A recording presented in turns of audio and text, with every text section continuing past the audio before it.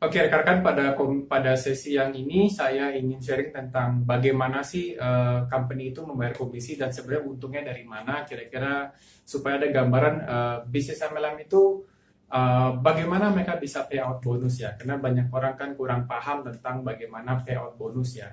Em, jadi gini, sebenarnya kalau kita bandingkan, kita harus bandingkan dulu dengan konvensional, kita bandingkan konvensional dengan network ya, dengan MLM. Jadi kalau misalnya kita bicara di sini adalah konvensional business misalnya, kita bicara katakanlah ada company, ada produk X misalnya. Kita bicara hari ini produk kita misalnya company kita, MLM kita ya seperti ini misalnya. Kita juga punya produk X misalnya, kita juga punya yang namanya cost, betul nggak? Nah, di sini pun mereka juga ada cost, betul nggak? Ya, mereka juga ada cost, kita pun ada cost. Taruhlah kita bicara cost di sini adalah kira-kira 10% misalnya. Di sini mungkin 10% misalnya. Oke? Nah, jalur distribusinya kan seperti ini kira-kira. Kalau misalnya conventional business, mereka sampai kepada yang namanya di sini adalah end user. Ya, end user. Nah, artinya mereka sebagai customer atau sebagai end user, betul nggak?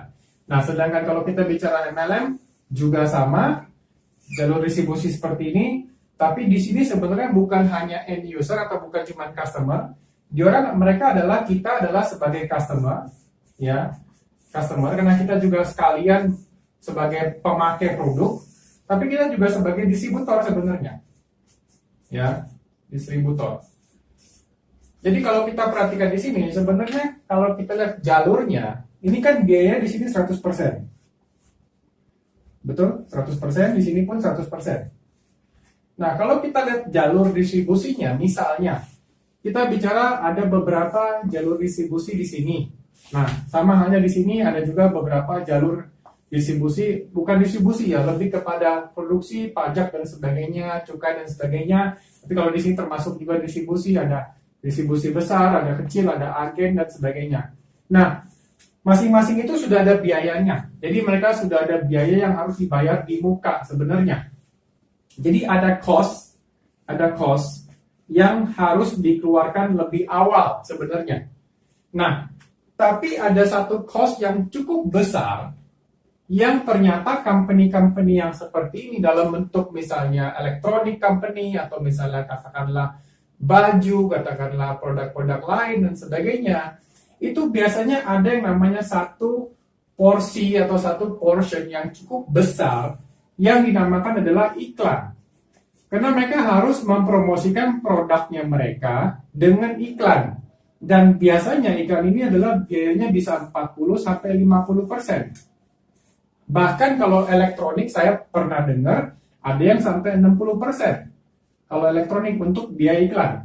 Nah, iklan ini cukup besar. Kenapa? Karena mereka kan harus mempromosikan produknya mereka. Produk mereka belum terjual. Mereka harus bisa mempromosikan. Kadang-kadang harus bayar artis juga yang mahal, betul nggak? Itu termasuk iklan. Dan itu cukup mahal biayanya.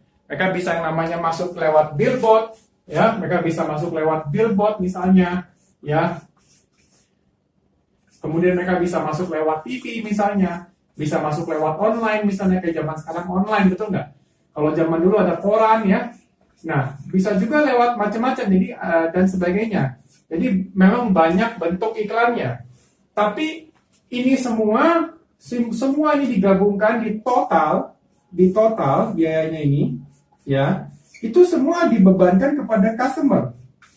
Jadi pada saat Anda beli elektronik, Anda beli handphone, beli TV, LED, beli apapun itu bentuknya, Anda beli kulkas, ya beli baju, beli sepatu dan sebagainya. Anda sebenarnya sedang membayar ini semua, termasuk ini. Anda membayar ini, Anda juga membayar artisnya yang mengiklankan itu yang mereka pakai sebagai orang yang mengiklankan. Jadi Anda menanggung semuanya di sini sebagai end user. Pernah sadarkah akan hal ini sebenarnya? Tapi yang lucu adalah kadang-kadang saya suka lihatnya orang nggak pernah bilang ini mahal. Kenapa? Karena mereka beli, mereka butuh, betul nggak? Ya, mereka tidak pernah bilang itu mahal, betul ya. Nah, artinya apa? Semua dari yang namanya atas produksi sampai ke sini itu dibebankan kepada customer, digabungkan totalnya. Nah, kalau kita bicara di sini jalur yang sama, kita di sini kalau kita bicara company MLM, ini ada beberapa, misalnya berapa persen. Tapi ada juga jalur iklannya di sini. Nah, ternyata iklannya ini ya uangnya tidak keluar. Iklannya uangnya 40% sampai 50%.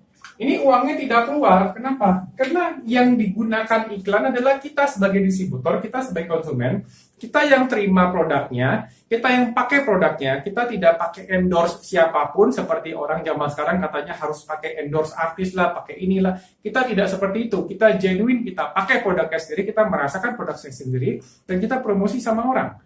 Nah, pada saat kita promosi sama orang, kita sebagai distributor. Artinya kita sebagai distributor. Nah, kita kalau pada saat sebagai distributor, kita berhasil mengajak orang bergabung untuk beli produknya, artinya apa? Kita akan dapat komisi, betul nggak? Nah, komisi itulah yang dibayarkan dari sini. Jadi sebenarnya kita lah yang melakukan iklan itu. Makanya kenapa dibilang MLM itu paling efektif, kenapa? Karena ada yang namanya word of mouth. Word of mouth. Makanya kenapa MLM itu dibilang mulut lewat mulut. Yang dibangun adalah lewat trust. Lewat trust. Jadi dari satu teman ke satu teman ke satu teman ke satu teman ke satu teman, betul nggak? Nah, tapi kalau di sini kan sebenarnya belum ada trustnya, makanya harus bangun iklan. Iklannya sampai jor-joran, ya, karena belum ada trustnya dengan produk itu. Tapi kalau di MLM kita bisa trust, kenapa? Karena teman dekat kita. Teman dekat kita yang cerita sama kita kan nggak mungkin teman kita mau bohongin kita, betul nggak? Teman kita pakai, dia bilang ini bagus loh, beli misalnya. Nah, kenapa? Karena tadi word of mouth itu. Jadi bisnis ini kan berkembang based on word of mouth, betul nggak? Nah, itulah makanya kenapa uang yang porsi yang harusnya buat iklan di sini itu tidak keluar. Nah, company MLM kalau misalnya nggak keluar uang porsi di sini, dia akan hemat uang, betul nggak? Dia akan save money, dan itu untuk company MLM adalah aman. Sehingga pada saat komisi keluar, distributor berhasil closing, baru komisi dibayarkan ke distributor, which is fair, artinya cukup adil. Kamu terjadi transaksi, kamu saya bayar komisi, gitu loh. Tapi kalau di sini kan si end usernya tidak bisa promosi, dia tidak dapat apa-apa karena dia beli produk putus, kagak dapat hak usaha.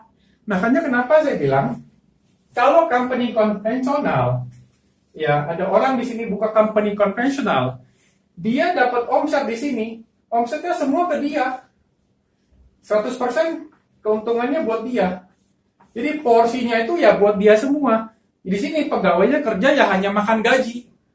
Nah, tapi kalau di sini, di bisnis MLM ini yang saya bilang, ini company, ini menarik. Pada saat Anda buka jaringan, Anda bangun bisnis ini sebesar-besarnya, Anda punya tim yang besar, masing-masing dari tim itu nanti punya porsinya masing-masing.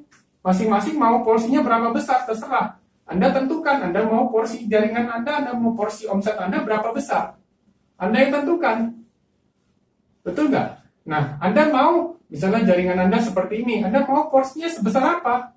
Anda yang tentukan, tergantung sama seberapa giatnya Anda menjalankan bisnis ini. Dan ini akan masuk kepada Anda, dan ini semua akan masuk kepada si company.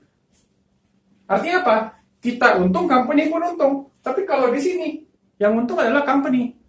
End user kagak ada untung apa-apa, hanya dapat produk, betul nggak?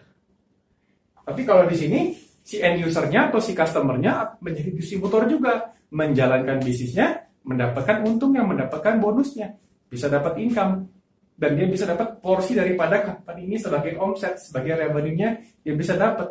Makanya kembali sama Anda mau seberapa besar jaringan Anda? Kalau Anda udah mulai mengerti bisnis ini, Anda harusnya kebut jalannya.